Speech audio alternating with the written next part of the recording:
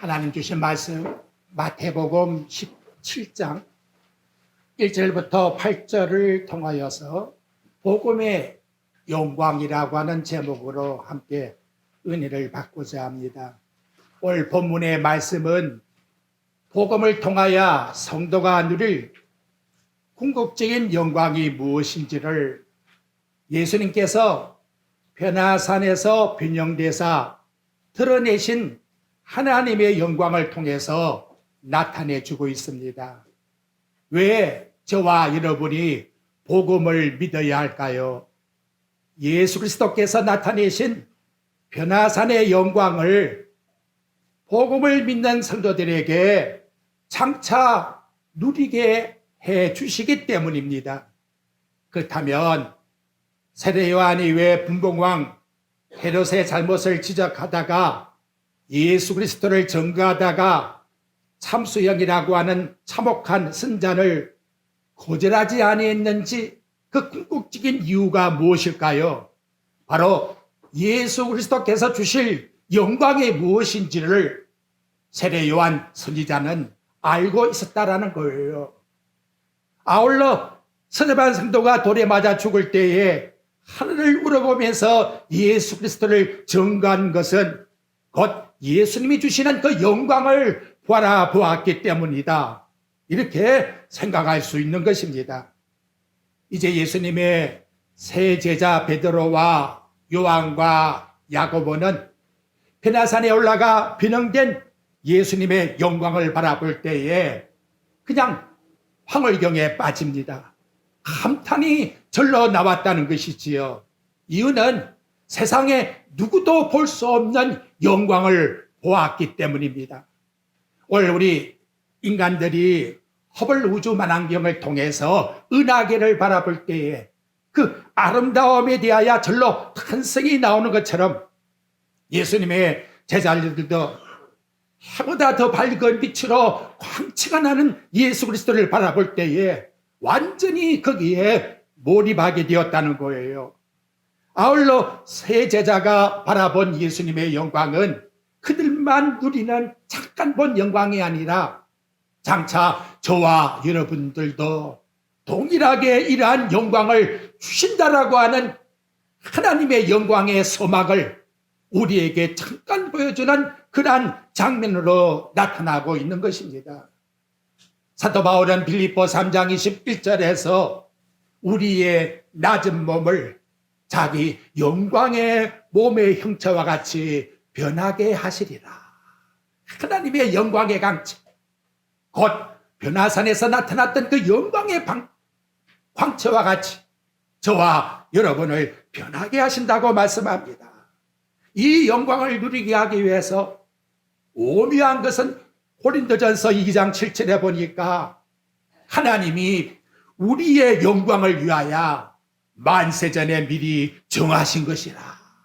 만세전에 세상을 만들기 전에 인간이 타락하기 전에 하나님께서는 우리 성도들이 누릴 영광을 미리 정해 놓으셨다라고 이렇게 성경은 말씀해 주고 있습니다. 그래서 우리가 받는 이 복음은 디모데전서 1장 11절에 보니까 하나님의 영광의 복음이라. 이렇게 저와 여러분들에게 일러주고 있다는 것이지요. 이 놀라운 하나님의 영광의 광채, 이 영광을 함께 누리게 하기 위해서 우리 하나님께서 세상에 누구든지 여기에 참여할 수 있게 해 주시려고 복음을 선포하였고 그 복음 속에 나타난 하나님의 영광이 곧 그리스도께서 이 땅에 오신 예수님이시라고 이렇게 일러주고 있는 것입니다. 그러므로 저와 여러분이 믿는 복음은 세상 끝 어떤 지식, 세상의 것을 견주할 수 있는 그런 게 아니에요. 우리는 하늘에 속한 것을 믿는 것이요, 영광스러운 걸 믿는 것이요, 영원한 진리를 믿는 것이요, 인생의 최고의 복을 믿는 것이요, 내 생명을 희생할 수 있는 이런 보배로운 것을 이 시간도 저와 여러분에게 하나님께서 선물로 안겨주셨다. 얼마나 감사합니까? 이제 우리 본문에 마태복음 17장 1절 말씀에 출발이 어떻게 나오느냐? 여러분이 보게 되면 엿새 후에 이렇게 6일이란 단어를 앞에다가 두고 있습니다. 6일이 지난 다음에 예수님이 변화산에서 제자들에게 영광을 드러내셨다. 그러면 6일이 궁금하잖아요. 그 앞에 6일 전에는 어떤 일이 일어났을까? 마태복음 16장 13절의 내용에 보면 예수님께서 빌립보 가이사라 지방에 가서 제자들에게 물어봅니다. 사람들이 인자를 누구라고 하느냐? 그랬더니 더러는 세례요한, 더러는 엘리야, 더러는 에레미야나 선지자 중에 한 사람이라고 합니다. 그러면 너희는 나를 누구라고 하느냐? 어떻게 알고 있느냐? 라고 말했을 때에 베드로가 16절에서 대답을 하지요. 주는 그리스도시요 살아계신 하나님의 아들이시나이다. 예수님이 그 베드로의 대답을 들으면서 즉시 일러준 말씀이 뭐냐? 바요나 시몬아 네가 복이 있도다. 이를 네게 알게 한 것은 혈과 육이 아니요 인간이 어떤 지식이나 세상의 것에서부터 알게 된 것이 전혀 아니요 하늘의 아버지께서 내게 알게 하심이니 내가 이 반석 위에다가 내 교회를 세우리니 음부의 권세가 이기지 못하리라. 이렇게 일러주고 있습니다. 이 말은 무슨 말입니까? 베드로의 그 대답은 예수님께서 하나님께서 기뻐하시는 바른 정답의 믿음의 고백이라는 것을 저와 여러분들에게 일러주고 있는 것입니다. 어떠한 자가 그 다음 17장에 나와 변화산의 영광을 바라볼 수가 있느냐? 바로 그것은 베드로와 같이 우리가 믿는 예수님은 곧 주는 그리스도시라는 사실을 고백하는 바로 그 자가, 그러니까 이것은 여기 나타난 혈과 육이 아니요라고 말씀했으니 곧 하늘의 아버지가 이 땅에 당신의 택한 백성들에게만 이러한 고백을 주게 하는 하늘의 비밀이란 사실을 일러주고 있는 것이고, 하늘나라에 들어가 입성하는 성도들은 누구든지 이 비밀의 코드를, 예수님이 하나님이란 사실을 코드에 열쇠를 넣지 아니하면 누구도 들어갈 수가 없다는 것을 저와 여러분들에게 일러주고 있는 귀한 말씀이라는 거지요. 여러분, 십자가상에 그 몇 시간도 안 되는 시간 속에서 낙원에 들어간 구원받은 강도를 보십시오. 그가 무엇을 가지고 하늘나라에 들어갑니까? 곁에 있는 예수님께 당신은 죄가 없나이다. 당신은 하늘나라의 왕입니다. 당신의 나라가 임할 때에 나를 생각해 주소서. 이렇게 베드로 사도가 고백한 신앙 고백과 동일한 본질의 고백을 나타낼 때에 너 나와 함께 낙원에 있으리라. 세상이 전혀 알지 못하는 귀한 영생의 복을 받게 되었다는 것이지요. 그래서 영생은 뭐냐? 요한복음 17장 3절에서 일러줘요. 유일하신 참 하나님과 그가 보내신 예수 그리스도를 아는 자. 예수가 하나님이란 사실을 아는데 그걸 누가 보내셨느냐? 하나님께서 저와 여러분을 구원하기 위해서 이 세상에 보내신 자라는 것을 아는 것, 이것이 영생이라고 일러주고 있는 것입니다. 구원은 복잡한 게 아니지요. 그러나 아무나 이것이 믿어지는 게 전혀 아닌 거예요. 그래서 요한 1서 5장 1절에서 일러줍니다. 예수님이 그리스도 있는 것을, 그리스도란 사실을 아는 이것이 곧 하나님께로부터 난 자라. 저와 여러분, 우리는 정말 감사할 이유가 여기 있지 않습니까? 세상은 아무것도 알지 못하는데 십자가상에 돌아가신 그분이 우리를 구원하기 위하여 이 땅에 오신 하나님이란 사실을 우리에게 알려주었으니 얼마나 감사하며 우리는 복된 성도가 되었습니까? 이 천국의 비밀을 하나님께서 일방적으로 세상에 통보해 주신 거예요. 그리고 이 세상에서 하나님의 택자만이 믿게 되는 것이지요. 그렇다 끝이면 교회의 사명이 뭐냐? 하나님이 왜 이 땅에 복음을 전하기 위해서 교회를 세우셨습니까? 하나님의 비밀인 그리스도를 깨닫게 하기 위해서 골로새서 2장 2절에서 그와 같이 일러주고 있는 것입니다. 이 땅의 참 교회는 어떤 곳이냐? 하나님의 비밀이신 그리스도를 깨닫게 해서 그분이 하나님이시라는 사실을 고백하여 구원받게 하는 것이 교회의 기능이라고 일러주고 있는 것입니다. 교회는 세상의 수단을 가지고 흥황하고 부유롭게 살고 즐겁게 교제를 나누는 것이 아니라 하늘의 비밀이신 그리스도가 이 땅에 오셨다는 것을 전해주어서, 그래서 우리가 그리스도를 통해서 구원받아 그 안에서 교제하며 교통하며 천국의 소망을 삼고 화평을 누리는 것이 바로 교회라고 우리에게 일러주고 있고, 이 교회가 하나님 보시기에 얼마나 아름다운지 에베소 5장 27절의 말씀에 보게 되면 영광스러운 자기의 교회, 이 땅에 어떤 소속된 인간의 것이 아니라 하늘의 왕이 통치하시는 하나님의 교회라고 이와 같이 저와 여러분들에게 말씀해 주고 있습니다. 참고로 사도행전 14장 27절 말씀에 나가보게 되면 사도 바울이 그들에게 이르되 교회를 모아, 이렇게 말씀을 합니다. 교회를 모았다는 것은 예비당 건물을 모아놓았다 그런 뜻이 전혀 아니지요. 그래서 교회를 모았다는 것은 바로 하나님이 택한 구원받은 백성들을 모았다고 저와 여러분들에게 일러주고 있는 거예요. 그렇다면 이제 그 다음 우리가 생각할 것이 무엇이냐? 하나님의 영광을 바라보는 교회에는 반드시 이것을 거쳐야 한다.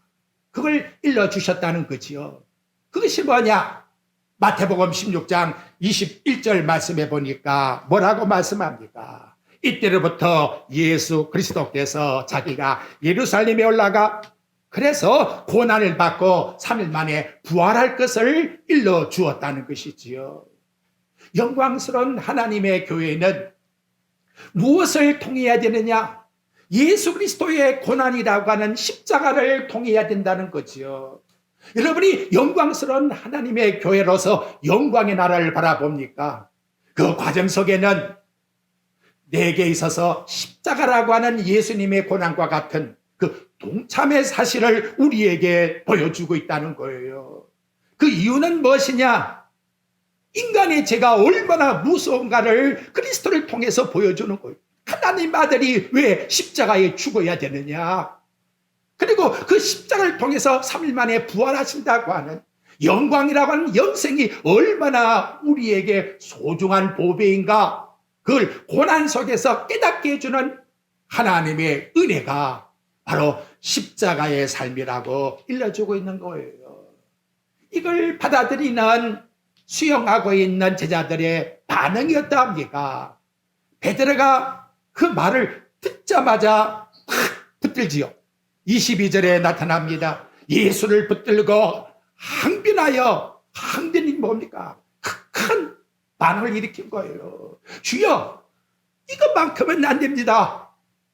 그랬더니 우리 예수님 하신 말씀이 뭐지요? 사탄아 물러가라 하고 말씀을 하지요. 네가 하나님의 일을 생각지 아니하고 도리어 사람의 일을 생각하는도다. 23절 하반절에서 말씀하는데 바로 그 내용을 우리 쉽게 말씀하기 위해서 여러분들에게 현대의 성경으로 보게 되면 사단아 물러가라, 너는 하나님 편에서 생각하지 않고 인간 편에서만 생각하는구나. 저와 여러분이 영광의 복음을 들을 때는 벅차올라요. 얼마나 감사하냐. 그런데 네가 지금 십자가 지고 가야 된 하나님, 그것만큼은 내게 당하지 않게 해주옵소서. 당하면서도 어차피 당하는데도 그것만큼은 싫어하는 것이 뭐냐? 우리 인간이 가지고 있는 죄성의 본질인 것을 나타내주고 있는 것입니다. 왜 그렇습니까? 생명 속에 거하지 않고 어둠 속에 있기 때문에 진정한 생명의 빛을 알지 못하는 안타까운 모습을 우리 인간 속에서 드러내는 것이지요. 그래서 우리 예수님이 24절부터 읽어주지요. 보십시오. 24절 예수님이 제자에게 말씀합니다. 누구든지 나를 따라오려거든 당신만 그런 게 아니라 자기를 부인하고 자기 십자가를 지고 나를 따를 것이니라. 누구든지 제 목숨을 구원하고자 하면 이럴 것이요 누구든지 나를 위하여 제 목숨을 잃으면 찾으리라. 사람이 만일 온 천하를 얻고도 제 목숨을 잃으면 무엇이 유익하리요? 사람이 무엇을 주고 제 목숨과 바꾸겠느냐? 그러면서 27절에 주신 말씀에 보니까 인자가 아버지의 영광으로 그 천사들과 함께 올 때에 그때에 각 사람이 행위대로 갚으리라.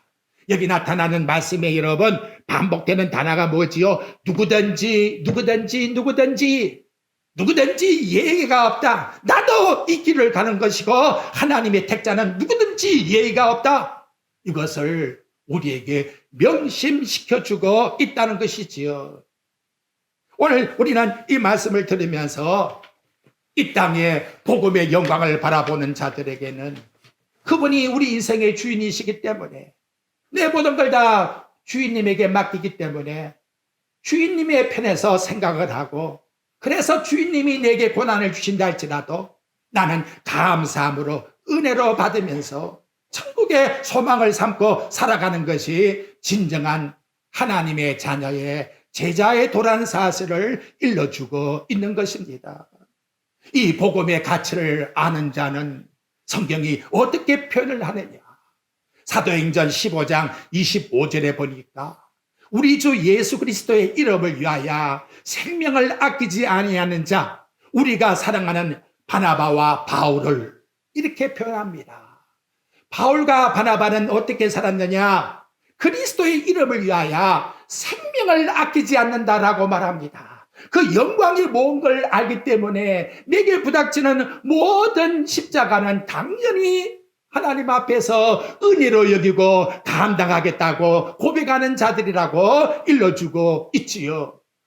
이것이 왜 우리에게 중요하느냐? 좋든 싫든 마지막 한 날은 있다는 거지요. 그날이 언제이냐? 여기 16장 27절 말씀과 같이 인자가 이 땅에 영광으로 올 때에 각 사람들에게 행한 대로 갚으리라고. 그래서 예수님은 이 말씀을 마태복음 말씀의 7장에서 24절과 26절에 한 날은 모리에 지은 집과 반석에 지은 집에 시험할 때가 오는데 창수가 나니까 모리에 지은 집은 무너져 버렸고 반석에 지은 집은 그대로 있는 이유는 주초가 반석 위에 있기 때문이다. 우리의 신앙이 반석 위에 그리스도의 말씀, 무슨 말씀입니까? 우리에게 주시는 고난도 하나님의 은혜이니 그것을 기쁜 마음으로 감사함으로 네가 지어야 될 십자가를 지고 가라 라고 하는 말씀을 우리들에게 일깨워주고 있다는 것이지요. 자, 그럼 여러분 밑에 가서 16장 28절에 보게 되면 진실로 너희에게 이르노니 여기 서 있는 사람 중에 죽기 전에 인자가 그 왕권을 가지고 오는 것을 볼 자가 있으리라. 여러분 이 말씀을 묵상해 보십시오. 너무나 놀랍습니다. 마지막 날 우리 주님께서 이 땅에 왕권을 가지고 하늘의 왕이 내려오실 때에 그 놀라운 광채의 영광을 잠시 너희 중에 몇 사람이 볼 수가 있을 것이다 라고 말씀하고 있지 않습니까? 그러니까 변화산에서 보여주고 있는 이 놀라운 베드로와 요한과 야고보가 보고 있는 이 영광은 장차 이 땅에 임할 하나님의 아들의 영광이란 사실을 성경이 우리에게 일러주고 있는 것이지요. 그리고 여러분 한번 생각해 보십시오. 그때 보여진 그 영광이 언제 온다? 장차 이 세상에 언젠가는 온다고 한다면 그 기간 중에 살고 있는 저와 여러분은 누구의 통치를 받고 있나 이 말이에요.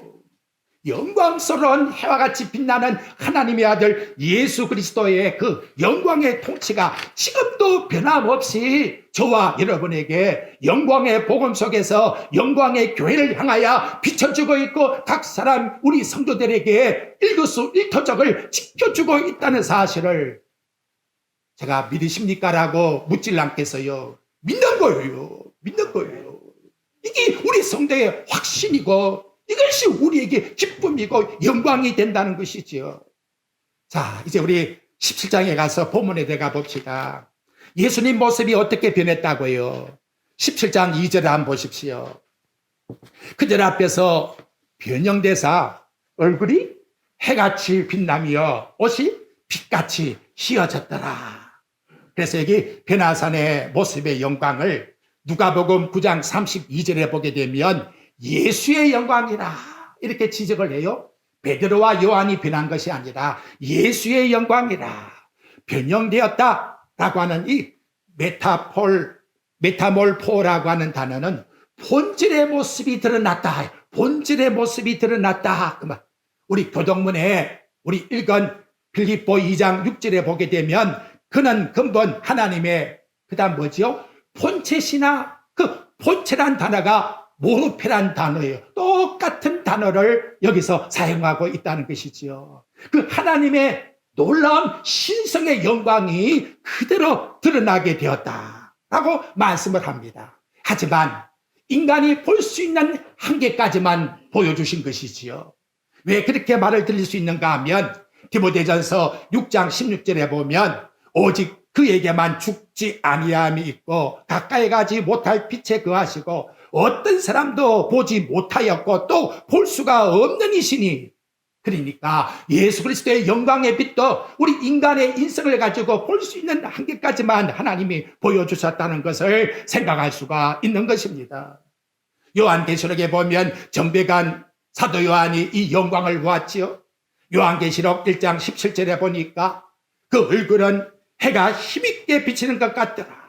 내가 그 발 앞에 엎드려 죽은 자가 되니. 여러분, 하나님의 영광 앞에서 아직도 내가 살았다고요. 영광의 강치를 진정 발견하지 못했기 때문입니다. 죽은 자와 같이 되었으니 누가 그 앞에 감히 설 수가 있겠는가라는 것이지요. 한들 복음을 믿게 해주어서 하나님이 우리를 당신의 자녀로 삼아 주었으니 이보다 더 놀라운 복이 어디 있겠습니까? 얼마나 좋으면 베드로가 그냥 입에서 나왔어요. 뭐라고 합니까? 4절 여러분 말씀해 보십시오. 베드로가 예수께 여짜오되 주여 여기가 좁사오니 만일 주께서 원하시면 내가 초막 3개를 짓겠다고 합니다. 주님을 위하여, 모세를 위하여, 엘리야를 위하여 짓겠나이다. 누구 초막은 없어요. 우리들 초막 없어도 그냥 우리 예수님 모시고 그냥 산다면 영원히 살게 해주십시오. 얼마나 좋은지 이러한 고백을 베드로가 드리고 있다는 것이지요. 여기가 어느 곳일까요? 바로 천국인 것입니다.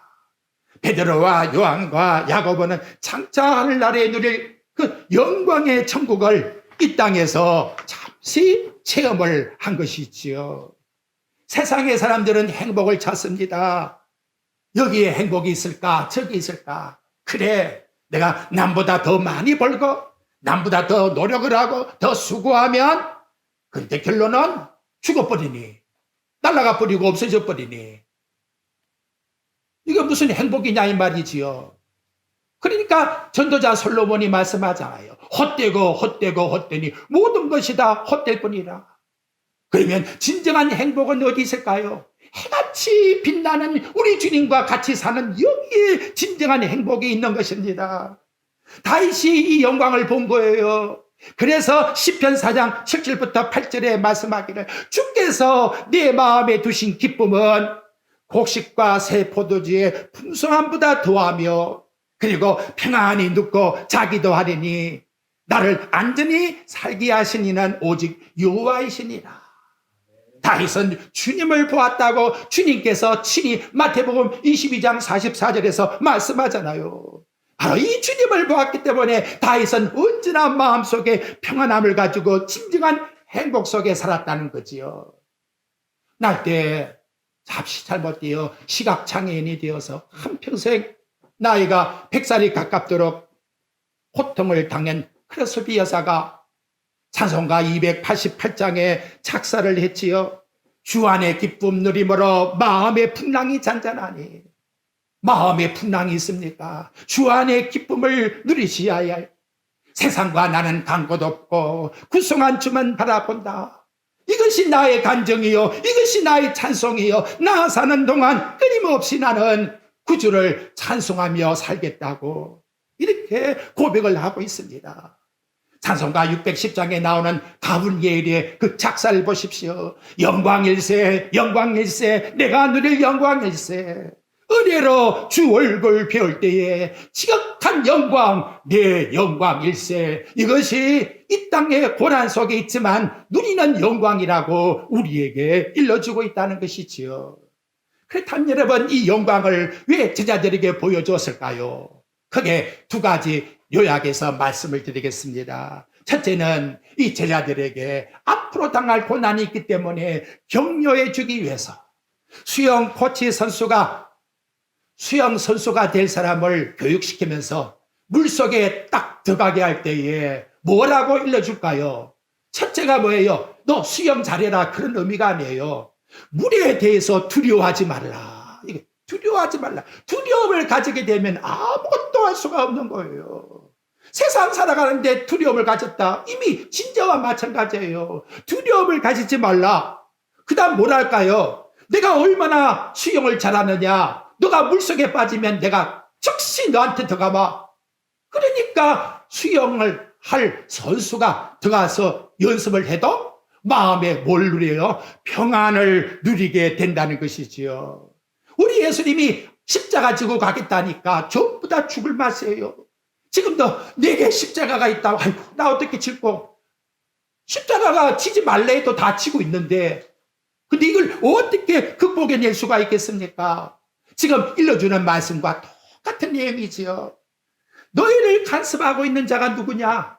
해같이 빛나는 영광의 하나님이 내가 너와 함께 떠나지 않고 연합된 가운데서 동행해 주마 라고 이렇게 일깨워주고 있는 것입니다. 그렇다면 어려움이 있고 고난이 있고 고통이 있다 할지라도 우리 머릿속에 생각할 것은 수영 선수가 수영을 배우면서 생각하는 것은 두려워하지 말라고 했다. 코치가 나를 항상 지켜준다고 했다. 그 마음을 가질 때에 계속해서 연습을 할 수 있는 것처럼 믿음에서 믿음으로 나아가는 저와 여러분의 삶도 우리 예수님께서 염려하지 말라고 했다. 그분이 끝까지 나를 지켜주신다고 했다. 라고 하는 말씀이 내 마음에서 살아 역사할 때에 우리는 세상의 고난을 이길 수 있다는 거지요. 근데 예수님이 일러준 설교 가운데 중요한 몇 가지를 딱 지적해 주었어요. 첫째가 뭐냐? 너희는 따라해 봅시다. 영생을 가진 자다. 와, 힘을 나가네. 영생을 가진 자다. 요한복음 5장 24절에 내가 진실로 진실로 너에게 이르노니 내 말을 듣고 또 나 보내신 이를 믿는 자는 영생을 얻었고 심판에 이르지 아니하리라. 얼마나 좋은 말씀입니까? 세상에 살아가면서 부닥쳐서 실수할 수도 있고 넘어질 때도 있지만 나는 뭘 가진 사람이다? 영생을 가진 사람이다. 얼마나 감사합니까? 두 번째 말씀은 뭐냐? 너 기도해. 너 기도를 들어주겠다? 요한복음 16장 24절에 지금까지는 너희가 내 이름으로 아무것도 구하지 아니했으나 구하라 받으리라 너희 기쁨이 충만하리라. 왜? 빌립보 4장 6절에 보니까 우리 마음과 생각을 기도하는 자를 지켜주기 때문에 세상의 환경이 안 변해도 일이 부닥친 사건이 있어도 무엇이 중요하다? 생각이 중요한 거예요. 내 마음 생각 그걸 누가 지켜주신다? 하나님이 지켜주시는 것 그것이 기도의 응답이에요. 그래서 하나님 편에서 생각하게 하고 먼저 기도하게 하고 모든 생활을 주님께 다 맡겨버린단 말이에요. 얼마나 감사합니까? 셋째, 한번 따라해 봅시다. 세상 끝날까지 함께하리라. 마태복음 28장 20절에 말씀하지요. 세상 끝날까지 내가 너와 변함없이 함께해 주겠다고. 이게 여러분 우리 성도들에게 이 시간에 영혼의 산소입니다. 이런 날에 그 땀을 뻘뻘 흘리면서 먹는 시원한 냉수와 같은 말씀이라는 것이지요. 바울은 여기에 더 첨가해서 로마서 8장 34절에서 말씀합니다. 누가 우리를 정죄하리요? 죽으실 뿐만 아니라 다시 살아나시니는 바로 우리 우편에서 우리를 위해서 강구하여 주시는 분이시니라. 세상의 부모도 서로 기도하지 못해도 예수님은 끊임없이 하늘의 우편에서 우리를 위하여 마지막 천국에 입성하는 그 시간까지 기도하여 이끌어 주시겠다고 약속합니다. 로마서 8장 37절에 보니까 이 모든 일에 우리를 사랑하신 이로 말미암아 넉넉히 이기게 하니 내가 있다. 너 수영하면서 물 먹어도 걱정하지 마 하는 것과 같이 세상에 시험과 고난이 있다 할지라도 너 두려워하지 마. 내가 있다 하고 우리 예수님께서 격려해 주시는 거예요. 아울러서 제자들에게 요구하시는 것은 하나님이 나타나서 음성으로 들려주지요. 뭐하랍니까? 5절 말씀 보십시오. 말할 때에 호연히 빛난 구름이 그들을 덮으며 구름 속에 소리가 나서 이르되 이는 내 사랑하는 아들이요 내 기뻐하는 자니 너희는 누구 말을? 그의 말을 들으라. 순종하라. 이 놀라운 체험을 너희들이 했으니 이 땅에 살아가는 생활 속에 염려 걱정하지 말고 하나님이 주시는 그 말씀 앞에 순종하라 라고 우리에게 일러주는 겁니다. 여러분, 세상에서 우리 성도들에게 놀라운 체험을 주는 이유가 뭡니까? 체험이라는 것은 내 자랑하고 내 간증하기 위해서 주신 것이 아니에요. 체험을 통해서 내가 살아있으니 너 그 말씀 앞에 뭐하라? 순종하라. 그래서 베드로후서 1장 9절에 보게 되면 우리가 시내산에서 놀라운 변화를 다 받았다. 그러나 하나님이 우리에게 요구하심이 뭐냐? 그 말씀 앞에 순종하라고 하는 것을 우리에게 일러주었으니 성도들아 너희들 주 안에서 말씀으로 순종하라. 다윗은 시편 119장 107절에 보면 나의 고난이 매우 심하오니 여호와의 주의 말씀으로 나를 살아나게 하소서. 말씀이 나를 살려주는 거예요. 말씀이. 시편 119장 109절에도 보게 되면 나의 생명이 위기 속에 있사오나 주의 법을 나는 잊지 않았다라고 이와 같이 말씀합니다. 일주일간 살아갈 때에도 하나님의 말씀을 가지고서 우리를 살려주시는 것이고 그 말씀이 우리에게 능력이 되는 것이고 이 세상의 어떤 체험보다도 진실로 우리에게 주시는 하나님의 말씀이 우리에게 영생이요 생명이요 능력이요 인도자가 된다는 것을 굳게 믿으시고 이 시간 예수 그리스도를 믿는 우리 성도들이 하나님의 거룩한 능력과 영광을 하나님의 말씀을 통하여 받고 믿어 순종함으로써 우리들이 겪고 있는 시련과 시험을 넉넉히 이기는 승리하시는 성도들이 되시기를 주님의 말씀으로 축복드립니다.